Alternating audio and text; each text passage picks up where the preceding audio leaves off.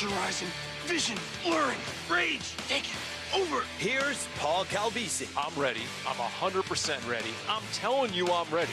And Ron Wolfley. It doesn't get any better than that.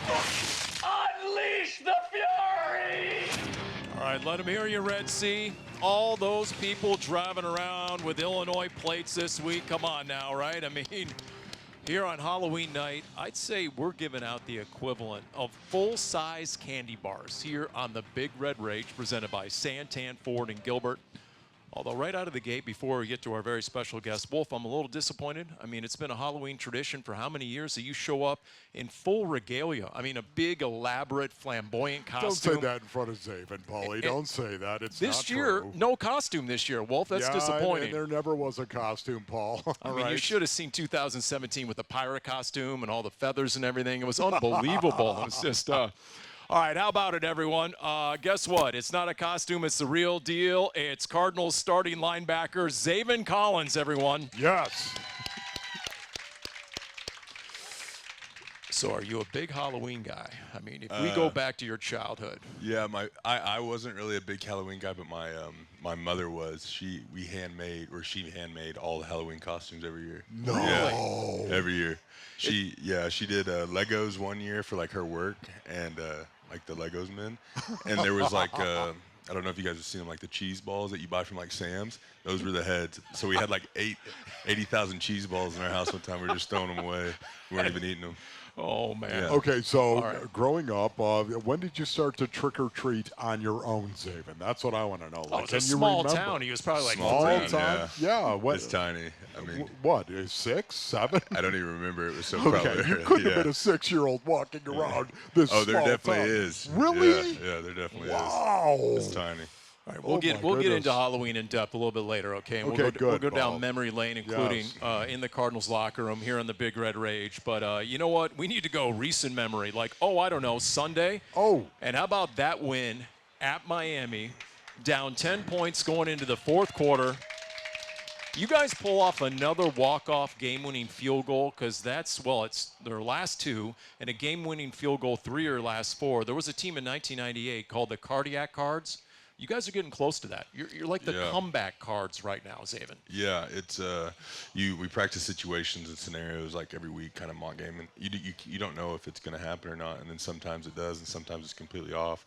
But every situation scenario, we kind of put it into our head, and they tell us like what the situation is and what we have to do as a defense and/or offense, and then you just go out there and execute. So it's pretty cool being able to do that the last few games. So it's been nice.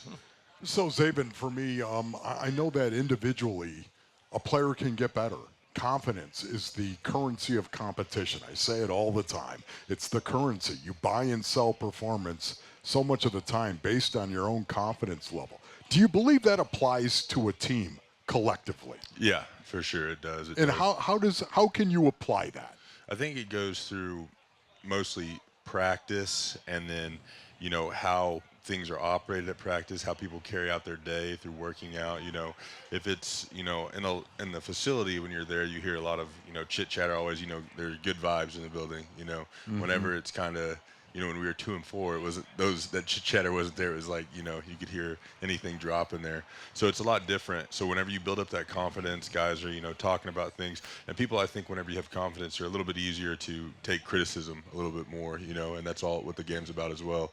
So, it's nice whenever you have a lot of confidence in the building. Does that confidence come into play when it comes to winning close games? Yeah, because you gotta, you have to put, as a defense, you gotta put the offense back on the field, and then for the offense, it's to, possess the ball, and then when it comes down to the time, whatever the situation may be, either score or get into a position to score, which we've done, So it's nice having that. I mean, I'm going to go to one play. You mentioned that. 3rd and 9 at the 47, and you guys got off the field, right? There was Miami, and they're driving, and you needed the ball back. You got the ball back for the offense. Just tell us about that moment, that play call, and forcing the incompletion to Tua. I don't know how well you remember that moment, but that was enough. Does Nick Ross keep some of those play calls? in the back pocket of his laminated play sheet? Because that seemed to be a money blitz in the moment. Yes, sometimes there is, and something you've been saving all game. Yeah, sometimes there is, or there's sometimes you want to switch something up that you've made an adjustment for, and you'll save it. But yeah, that was a great play call there. I do like that. I walked off the field. I said, "It's a great play call." You know, one of the things that I really took away from this was the fact that you guys did. You got off the field when you had to get off the field. And up until that point, it wasn't going that great. It was not in terms of third down, especially third and obvious pass situations, right? Yeah, they had converted on us quite a bit on the third and obvious. You know, it's kind of a bend, don't break type of thing. But also, in certain, like I said, I think it happened against the 49ers, is kind of like Murphy's Law, is you can let them into the red zone, but you can't let them in the end zone. So that's got to be your stepping stones. If they pass a mile marker, then you can't allow them to do this or that. So, you know, for me, it's just I remember as a player, and it wasn't like I played on a bunch of great teams, okay? I'm just telling you that right now. But as a player, I remember you had this feeling if you just went out and balled out and did your job when you were playing well individually and collectively as a team, you had this feeling that if you just focus on your job and do what you can do and control what you can control, then you had a chance to win a game. I mean, the confidence level collectively that gives a football team, I think it's really, really important going forward in a season that you have that kind of confidence, knowing that you can come back and win a game. And 3 times that's already happened. As long as that confidence doesn't become complacency. And I bring that up because somebody asked Kyler Murray this week. They said, you know what, okay, you've won 2 in a row. You're tied for first place in the division. What does that mean in terms of a mentality and a mindset? Here's Kyler. We won 2 in a row. In order for us to win 3 in a row, we got to keep going. We can't get complacent. I don't know who we would think we are to even get complacent. You know what I mean? Like, that's my mentality. Like, you know, it's too hard to win. You know, we can't take a week off. We can't take a day off. It's not how it works, you know. We got to continue to attack every day like it's our last and just keep going. You just got through the 2 biggest practices of the week. Do you have to guard against a letdown? Is that a factor? No, you just go out and take it one game at a time, and still, you know, you just want to go 1-0 is how you see it. So I think that's you want to definitely go out there every week, every day, and say, you know, we're going to be our best. We're going to try our best. You can't be complacent whatsoever, like what Kyler said. It's like you have to do the little things over and over and over again. You can't ever look at the, you know, because we're only, 8 games in right now. Yep. There's, 17 in the season. So thing is, you played the NFL's toughest schedule so far. If you just measure this season, interesting, and the opponents you've played, your 4 losses are against 4 teams who have won 6 wins apiece. They're 24-7, so it's the toughest schedule. And now going down the backstretch, you have the 4th easiest schedule. Yeah. So maybe that's part of what Kyler's talking about as well. Yeah, you don't want to be. You can't be like, let's take the foot off the gas because we're projected. It's the NFL. Everyone's good. Everyone gets paid. Everyone's got dudes. That's right. Yeah. So there's no way you can take the foot off the gas. There's nothing, remotely close to doing that. You have to keep going. And we know we do JG's TV show. He preaches this, okay? And so after the game, after the win in Miami, Kaiser White, we were talking to him after another stellar game from your middle linebacker and just talking about where this team is trending. Here's Kaiser. Man, I like where we at, man. We came a long way from last year. We pulling out gritty wins. Last year, games that, we were down. We wasn't really coming back like that. But, yeah, man, I love where this team is at, the chemistry, everything like that. So I'm happy, man. How much of that has to do with your head coach? I saw you and JG had a moment coming off the field. He'll make you believe you can do anything. He's a great leader, man, so definitely respect him. There's all these headlines out of Chicago that the Bears are suffering from accountability problems, right? That's the Chicago media. I don't sense that's a problem with the Arizona Cardinals. JG he's always making sure everybody knows exactly where they stand and what they need to correct. Yeah, for sure. You'll definitely get called out in meetings if you're messing up, if you're doing something wrong. They'll definitely let you know. He takes time out of practice to approach you if he feels like you need to work on something. There's definitely not an accountability problem. They want everyone to be great, and they tell us all the time, their job is to serve the players, and our job is to maximize ourselves in the best way possible, mentally, physically, whatever it may be. We have to maximize ourselves in it. And they really do believe that. And when coaches have confidence in you, it does change players into different types of players in a better way. Zaven, how much do you guys actually talk to each other about this very thing? How much do you guys talk about, hey, we got a chance of being good, let's go do it? Yeah, I don't think I think that's something that's understood. But that's also something that's like, hey, make sure you stay on top of your stuff. It's more of like what it said, because we can't let take off the gas. Well, there was a lot to like in that one, right? Kyler Murray, a 300-yard passing game against the #1 passing defense in the league. You had 2 100-yard receivers in Marvin Harrison Jr. and Trey McBride. Budda Baker had 12 tackles. JT had 11. And, I saw defense just scrap the whole time. So we'll get into that more. We'll get into Halloween a little bit more. We'll get into the Bears. A reminder, single game tickets on sale now. Visit azcardinals.com/buy tickets to secure your seats today. We continue here at Trophy in Chandler, located on Queen Creek Road between Price and Dotson on the Big Red Rage. Hand off Montgomery, running right, hit in the backfield and taken down. And it's Zaven Collins making the play. A loss of 1 at the 28-yard line. Absolutely amazing right there by Zaven Collins at the point of attack. Hands it off. Davis to the right. Tackle in the backfield by Zaven Collins. Collins making a nice play again against the run. That is a great job at the point of attack by Zaven Collins. Oh my goodness, that's big time. The Niners run the ball this time to Mason, and he gets face planted by Zaven Collins. Nice hit by Collins. What a great job by Zaven Collins, coming down, setting the edge, running through the block. Stafford sacked at the 12. Zaven Collins with the takedown. Wow, just wow. Zaven Collins gets the edge, comes around the corner for a little blindside grease. There you go. That's a 2024 montage, weeks 1 through 8, and that's our special guest here on the Big Red Rage, presented by Santan Ford and Gilbert, Zaven Collins himself, who's probably wondering, I see this thought bubble above your head right now, Zaven, what exactly is blindside grease? So, Wolf, do you want to explain to our special guest what that is exactly? Well, I don't want to go into too much detail, Paulie, but, when you are out there competing and you're playing football, sometimes there's a lot of bodily fluid that is, you're sweating and sometimes, Paul, you're bleeding. Okay, well, I'm sorry I asked. Mean, you get juice. Oh, boy. Yeah. Okay. Sorry. Okay. It happens. Okay. Confirm or deny, you confirm. That's why you wear a visor now. Yeah.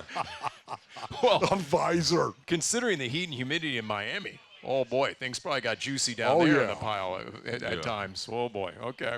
All right. So tell us about your season so far. Tell us about the different ways you've been used. Tell us about the different assignments, the manner in which you've been used. Did I see one moment where you're like running deep center field in this last game with Tyreek Hill? Yeah. So I've kind of played, like I said, I've played all over. I've played in between the tackles, on the outside the tackles, from head up on the center to the deep middle read player is what that's called. So I've kind of played it all this year. I've done everything, different disguises and looks, changed up patterns for going against certain QBs depending on what we want to do, what we want to see if we can get a reaction out of them. But it's been fun, and they make the defense super simple to learn here, so it hasn't been too bad of popping in and out of different coverages and packages. Well, we're going back after the primetime win against the Chargers. There we were on JG's TV show, Cardinals Game Plan. Now, normally I'm carrying Wolf, but Wolf had a pretty good moment here, okay? And he asked the head coach the following question. The baddest man on the field we used to call the bad man of the game. Who was the bad man of this game on the defensive side of the ball? On the defensive side of the ball, I thought Zaven Collins was. Really? Yeah, I really did. He was violent as all get out. He was seeing red the whole night. I call it seeing red. See red, big fella, all game. Violence in the run game and rushing the right way from both the edge and inside. Some of those sacks, that money is going to Zaven from those guys because he made some of those things happen. So I thought he played extremely well. He mentioned you guys would have a pregame talk. See red is his message. Yeah, he just says see red. So it basically kind of just goes tunnel vision. Don't see other stuff. Just do it. See what's inside that small little tunnel and go get it. But yeah, he's like I said, he'll get you in the zone for sure before a game. So give me your thoughts on his thoughts right there about the Chargers in that week right there where he said, I thought Zaven Collins was the bad man. Yeah, statistically it didn't seem like it, but that's the thing. Also, that was one of the transitions for me whenever you switch to, what I call the in the box play, on the ball play. The stats are, that's why off the ball, you look at why are there so many? Why is there pressures? Why are there QB hits? Why is there moving the QB off a spot, sacks? This right? There's all those stats within that you never see. Yeah, that you never see and you understand. But that's kind of what I think he was talking about. I kind of got after some guys pretty good there. Kind of felt a rhythm in beginning of the second quarter, and I kind of just went up to Nick and said, hey, stay out. If you're feeling a rhythm, feeling good. I felt good. And it's probably one of the first times I've kind of done it. I said, hey, try and hold off on some of the pressures if we can and let me work up front. And we were getting the job done up front, against a good O-line. They had some great guys up there. So we were getting it done for sure. So you're lining up over the center and you're dropping into the middle of the field on Tampa 2. In some packages, yeah. In some packages, you're doing that. From a 3. Try to tell people what is your responsibility as you're doing that. So in Tampa 2 is old school Tampa 2. There's 2 deep safeties. There's 2 hook seam players underneath the safeties, and there's corners that are out on the flats. And then you have what's called a middle read runner, which runs right in between the hashes, and you're responsible from where the ball snapped all the way to the goalpost. And typically that is the Mike linebacker. And typically it's the Mike linebacker that's off the ball. I was doing it from the LOS. And you're hunting up which one? Number 2, right? No, so depending if it's 2x2 or 3x1. Okay. But yeah, when I looked out there, it was 3x1. So it's not really too scary. I feel like I'm a fast guy. But when I looked, I saw Tyreek Hill at 3. So I was kind of scary. I was like, yeah. So, but no, I wasn't scared at all. It was funny. I went up to Nick after the game. I said, "You trying to get me to pull my hamstring or something?" And he's like, "You're an athlete." I was like, "No, I got it." But you like that, don't you? Though. Yeah, I like being used in different ways. It gives you throw rushes on guards and centers and guards and tackles and centers all game, and then all of a sudden the next one you step at them and you're dropping completely. They have to readjust and sort over. They call it sorting, as you know. They have to sort back or sort to the next man depending on what their ID check is. So it's fun to switch up and do that stuff. You didn't tap out or anything after you had to run from the line of scrimmage. No. Did you? Oh, I'm sorry. No. Strike that question from the record. You mentioned Nick. That's your defense coordinator, Nick Rollis. On what are you seeing from Zaven? Here you go.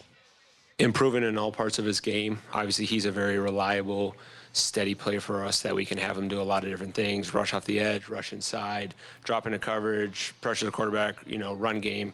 It's continuing to improve those things. I think is going to continue to go like this for him as a player. Because it's zoom out here, right? Go in the cold tub time machine. There's just 2 years ago, you had 100 tackles as a Mike linebacker. Yeah. So what sort of transition has that been? Now that you look at it as a whole, a season and a half removed from that, what's been maybe the biggest challenge, and how has it gone in your opinion?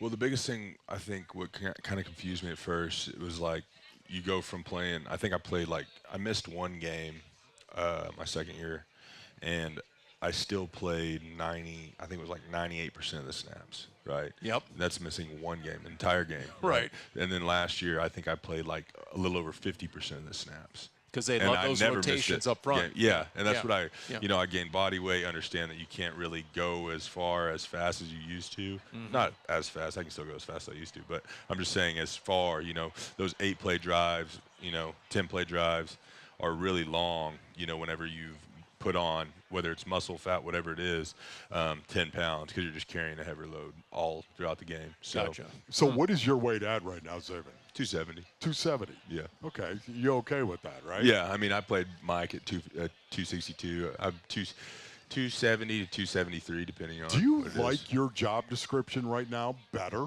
Are you enjoying it more? I mean, because they're moving you all over the place. Yeah, and then we've got packages where I can go off the ball. We've got all kinds of crazy stuff. That's all put in the vault. But it's nice. Yeah, I like my position. I like what I'm able to do. They let me do certain things, and if I see, they give me a little freelance as long as it's within the rules and stuff too. So it's nice. Just trying to be physical in the run game, and then also, you know, affect the cue as much as possible. So how is it going for you in terms of lining up in a 3 technique?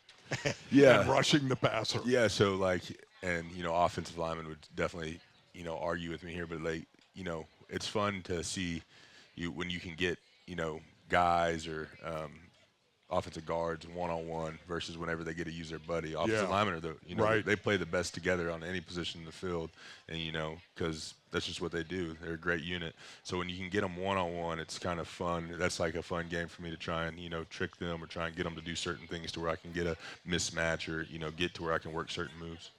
Do you find quarterbacks looking for you as an X factor? We talk about quarterbacks breaking the huddle and they look for Budda Baker. Where's Budda? Are they starting to look for you? I think for sure, and like you know, it feels like sometimes that like that in the run game for sure.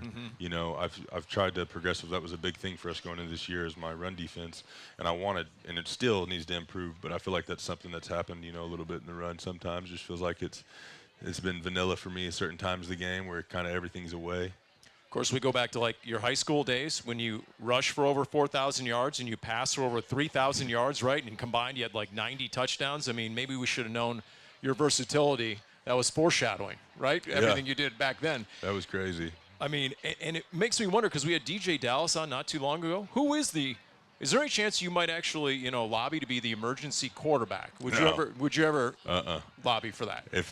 If I was emergency quarterback, we'd be running power, right, or power play, and that's it. We'd be in 12 or 13 personnel. Oh, that's okay. I'm good. I'm all right with that right there. We're gonna run power, okay? And we can run a pop. We can run like a power pass off of it. Is 21 okay? 21, 21. Okay. You know they don't have too many fullbacks. I know, man. I know. It's last killing the dying me. breed. Wolf. It's killing me at this point in time. But I do like the trend where they're taking defensive linemen and they're sticking them as a fullback. I could easily see you doing that as well. We have a guy in our room that does that. That did do that last year, Jesse. Yeah, Jesse did that. I thought he did a really great job doing it. Yeah, too. he did, and it's definitely a switch up for offensive guys. And you know, it's a different perspective because someone's on defense playing offense, so you're like, what is going on? Where do you think, Zaven, you need to evolve your game? Are you on that path right now, do you feel? Yeah, it just, you know, continue getting better at rushing the passer for sure. You know, this game is about affecting the cue in my position. I do other things as well. So it's, you know, if there's 30 rushes I get in a game, I'd say, you know, there's a decent large percentage of them that I get from, you know, 3 technique. Yeah. Or even a shade or a 2-eye, whatever it is, I get them from there as well. So it's not just truly on the edge, but, you know, affecting the cue from the edge is definitely something that I've always and continue to try to work on every day, you know, always thinking about. So that's definitely something that takes time on task, but it's an urgency as well. You know, it really is a crime, Jesse Luketa. I don't advocate for fullbacks, but he hasn't been able to play this year, so we haven't been able to use his nickname, the Canadian Army Knife, because he loves that. You know, he plays defense, he plays all the teams, you know, and then he was fullback, so he was trying to market his Canadian Army Knife. Yeah, it just hasn't quite happened this year. Maybe we'll see. There's half a season to go, Wolf. Indeed. We'll see about that. Okay. By the way, I'm going to ask you a little bit about, you know, we had 2 Heisman winners, 2 #1 picks overall at quarterback. I mean, some of the hardware you won your last year in college. You know, the Bronco Nagurski Award and the Chuck Bednarik, you know, the Lombardi. I mean, you need to walk up to Kyler and Caleb and just sort of flex a little bit, you know? You got some serious hardware you can tell about. Yeah, if you walked in my mom's house right now, you'd think I've been dead because of all the stuff she has that day. Yeah. Looks like I'm in war. Hey, we continue. Zaven Collins, we'll talk Halloween next on the Big Red Rage, presented by Santan Ford and Gilbert. We are Santan Ford. Growing up, I always went to a family friend's house, and we would dress up and just be just like bodies and just lay on the lawn or by the front door and not move. And you know, the kids would come up and be scared, and we just wouldn't move. Sometimes you move and jump out, or sometimes you just stay there so they think you're not a real person. So I did that growing up a lot. I didn't go trick-or-treating, I just kind of scared people. Yeah, scared the media, scared my teammates, of course. Some of the coaches. I walked in this morning on JG, didn't really tell him who I was. He was kind of scared. So, yeah, it was cool. Well, that's because he was wearing a mask. And you saw the mask, did you not, just Zaven? Yeah. any mask. Go ahead, Wolf. No, you go ahead, Paulie, but just don't call it a mask. No, I was It getting was the mask. there. Yes. Michael Myers mask. Yes. And Budda enjoys Halloween. You can tell he sat at his press conference for a good 45 seconds to a minute saying nothing with the mask on. And some members of the media got maybe a little uncomfortable for a moment there. And then he broke out of character. So, but you saw him around the facility today? Yeah, when we walked in, he was on the training table with his mask and whole outfit on, getting treatment. He was like, you could tell it was him because you could see his tattoos and stuff. But, yeah. When he told that story about JG, I said, you better be Budda Baker and one of the best in the league to walk in on your head coach and, pull something like that, right? So Yeah. that's Budda Baker right there from earlier today. When's the last time you actually did something for Halloween? Is that like a long time ago? You actually celebrated maybe, a costume even, dare I say? When was the last time you really got into Halloween? Man, I don't know. Probably college. Okay. And then me and Brooklyn, we do stuff around the house. Because I'm here right now, so then they're handing out kids in the neighborhood, like in the neighborhood back where we're at. She made like I don't know how she made it, but it was like paper and a jersey and a cowboy hat, boots and jeans. It was like a scarecrow type thing. It was pretty cool to hand out candy because she didn't want to hand them out without me there. So yeah, but we do little stuff like that. So I've got this built up in my head, and I was telling you in the not so beautiful part of the program, I was telling you I got this vision of Hominy, where you're from, your hometown, Hominy, and Halloween in Hominy. What's that like? It's tiny, There's one street, it's called Price Street, and it's, half quarter of a mile long. Okay. Maybe a quarter of a mile long. Okay. And that's just like where all those houses right there. That's where you go for candy. You go from Main Street, which is definitely half the size of that, to there, and then that's it. And that's it. Yep. Okay.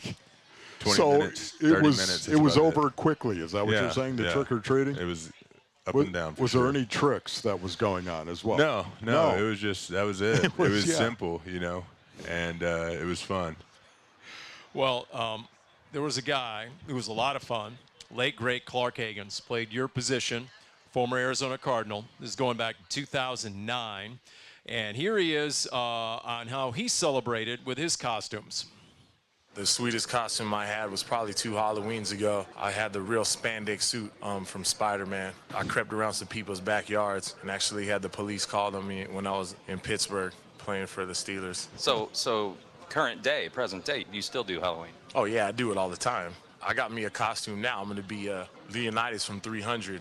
So I got me the spear and all, like those little those sandals, the helmet. I got the pasty on beard because I tried to grow some, but all I had was some taco meat and it was all patchy on my face. Oh my goodness, Clark Higgins, one of the most entertaining guys ever in that locker room. He then, on cue, gave a power rankings of his favorite candy of all time, just out of nowhere. I mean, if we were to ask you, favorite candy, like if you were to go trick-or-treating right here, right now, what would you hope for in your bag?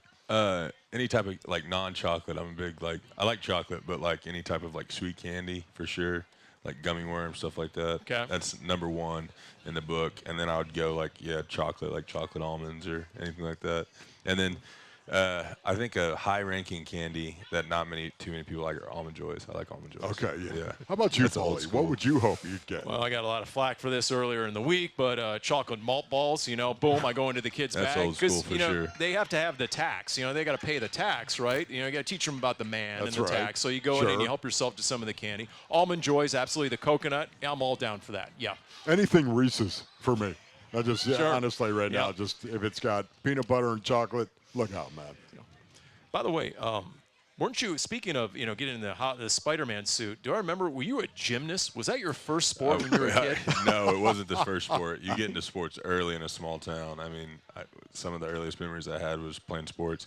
But yeah, no, I remember telling my mom that I wanted to do it. So we did it for a few years. It was hilarious, but it was fun for sure. And, Buddy Morris, who's like, a legend in the Cardinals weightlifting scheme and really, health and weightlifting all around. He's up there.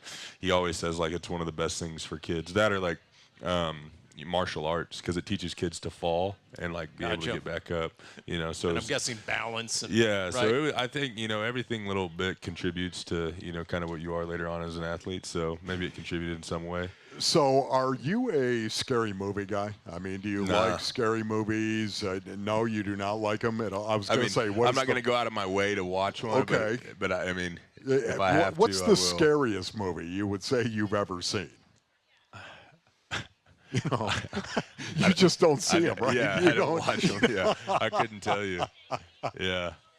I think I was done after The Exorcist. I was a little guy, Okay, and I never went back to him. I'm like, no thanks. So I'm not spending. The original Halloween for me. Oh, gee. You know what I mean? Honestly. That stuff happens, Paul. Okay, I'm just telling you. I'm just still, I'd enjoy the sight of 6'5", 270-pound Zaven Collins as a gymnast. It reminds me of Evan Brown, the left guard. He was in auto racing as a kid, and then he outgrew the car because he was too heavy. Yeah. So I remember like one of the final things was like, you know, gymnasts usually tend to be like smaller, right? And they probably made up some stuff. They were like, you'll jam your growth plates, you'll never be tall. And I was like, I'm never going to be tall. And then now I'm like, you can't fit on airplanes and stuff. It's like awful. That's right. So that's not true, I don't think. See, for me, every seat's a first-class seat. Yeah. See, that's the great thing, right? About one. Yeah. So, all right, look, let's get back to Budda Baker. Talking about being under 6 foot tall, right? A fine diminutive American, Budda Baker, and what he's doing this year. I want to talk about this for a moment. Here's Nick Rollison. This time he's on Budda Baker's 2024 season. He's a heck of a player for us. He's just constantly hitting the ball, leadership through the roof, motor and violence through the roof, gets us in the right calls on the back end. He kind of plays a lot of roles for us at a very high level. I think he's having a phenomenal season. I said this earlier in the week on the air. Can I argue that he's having the best start to any season in his 8-year career, 6-time Pro Bowler? Yeah, he's definitely insane, and you definitely feel it throughout the week. Not as, you know, some guys you're like, dang, he's bringing it today, right? And it's like, no, it's 24/7 with Budda. If you're walking in, if you're walking out, anytime you're there at the facility, anytime it's game day, you know, he's always there. He's always in. He'll let you know for sure too if you're messing up. So he's good. He's a great leader. You know, when you stop and think about it as well, Paulie, you're talking about a guy that has 7 interceptions as a safety in the National Football League in 7 years. 7 interceptions in 7 years. As a safety, that's not a huge number by any stretch of the imagination. And, Paul, how many Pro Bowls has he gone to? Well, 6 in 7 years. Think about that. 6 in 7 years right now. Voted on by his peers as well so much of the time. Now, I realize Pro Bowl voting has changed over the years from when I was going to a Pro Bowl. We only had coaches and players vote at that point in time. Now they have opened it up, but still, when you look at the coaches and the player votes for Budda Baker, just the fact that he's had 7 picks in 7 years, and they don't care about that. They recognize a great football player when they see it on tape, and that is Budda Baker, Paul. So I asked him this week, and he cited his 2019 season when he led all NFL DBs with 147 tackles in 16 games. But right now, he's tracking to eclipse that. I'm just saying. And, you know, what he said today to the media, the greatest accolade he can get is after the game when opposing coaches and players come up to him and they tell him how much they love watching his film leading up to the game. I mean, that's got to be meaningful, right, as a player? Yeah, I mean, the thing that he does so much preparation before, I don't think, you know, a lot of people don't see, so he doesn't ever put himself in a bad, you know, if you're preparing throughout the whole week, you'll never usually put yourself in a bad position to begin with, which for them means the world. You know, that's their entire job because they're the last line of defense. I can mess up, and there's still 2 more levels you got to get past. You know what I mean? Yeah. For them, they're the last line of defense. They can't mess up. So he puts himself in crazy positions all the time for success, for him to succeed. And yeah, he's insane in that aspect. He's always making the right calls. But it's pretty cool to watch for sure because you can see it on film. You know what's amazing about it too, Paulie, and this is my own experience, of course, but when you have teammates like Budda Baker who play the game the way that he plays the game, just how he plays the game challenges you as a man. Can I just tell you that? I mean, it happens when you watch Budda Baker play with fearlessness on every play, over and over and over again. He's not the biggest guy out there on the football field. He is not. And all he does is play like he is the biggest guy on the football field.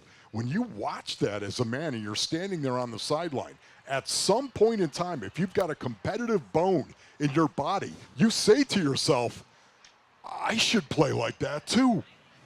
That's what leadership is all about as well. It's not the rah-rah stuff. It's holding each other accountable, of course, but it's also going out and doing first and playing the way that Budda Baker plays the game. And as a team captain, as voted on by his teammates, he will keep guys accountable in practice. He'll definitely let guys know. Practice, game, yeah, he will. See, that's that accountability. Yeah. That, you're talking about that, look, I've been doing this long enough. It just seems like that's a vital component of any winning team. Yes. Right? Yes. When's the last time you talked to J.J. Watt, speaking of leadership? I haven't talked to him in a little bit, with, a long conversation. Sure. But yeah, I message him every once in a while on either social media or text, but yeah. And you guys used to just kind of rip each other, right? Well, mostly him ripping me, but yeah. Well, you got him on the golf course, though, didn't you? A few times, actually. Yeah. It's good. Okay, that's good. Every once in a while, J.J. Watt, the great, needs a little humble pie. Every once in a while. Everybody needs it, Paul. But he's following. He's always commenting on Cardinals games on Twitter and so forth. He is, yeah. He's still following, his good cushy TV gig he's got out there as well. Hey, speaking of, check out the Dave Pasch podcast via Apple Podcasts, Spotify, and the Cardinals official YouTube page. We continue Zaven Collins live from Trophy and Chandler here on Queen Creek Road between Price and Dobson. Ryland's already made 2 this year, looking for his 3rd game winner in the last 4. 1 second left, Cardinals down 2, 34-yard try. Snap, ball down, the kick from Ryland is up, and the kick is good, and the Cardinals win it. The kick is good from Ryland, and Arizona wins it at the buzzer again, 28-27 in Miami. Chad Ryland with ice water in his veins for the win. Oh my goodness, can you taste that here in South Beach? Chad Ryland, otherwise known as your NFC Special Teams Player of the Month. That was announced earlier today, and deservedly so. 3 game winners in the last 4 games, 2 straight walk-offs. He also hit a 57-yarder that was a surface-to-air missile in Miami. So what a find Chad Ryland has been. And by the way, we're pretty much on a first-name basis these days because he's been our post-game guest on the field whenever he hits a game winner. Boom, he's live on the radio. Speaking of, Zaven Collins, our guest on the Big Red Rage, presented by Santan Ford in Gilbert. We are Santan Ford here live at Trophy in Chandler. You're not too far from Chad Ryland's locker, there on that side of the locker room. No, we're not. He actually came over the other day after the game. Yeah, had some guys over. I try and, whoever wants to come over can come over. So. Oh, over to your place. Okay, afterwards. Okay. Yeah, come over nice. after the game. All right. So had a bunch of guys over, try and do stuff like that for the guys. Make it more than just work for us, for sure.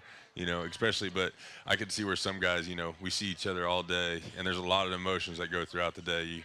It's fun, and you go to practice, and you're mad at people, then you eat lunch, and then you're happy again. Yeah. So, at the end of the week, you take it out on someone else, and then, you start all over again. Yeah. So sort of a cleansing process, right? The game. It's a lot of emotions up and down.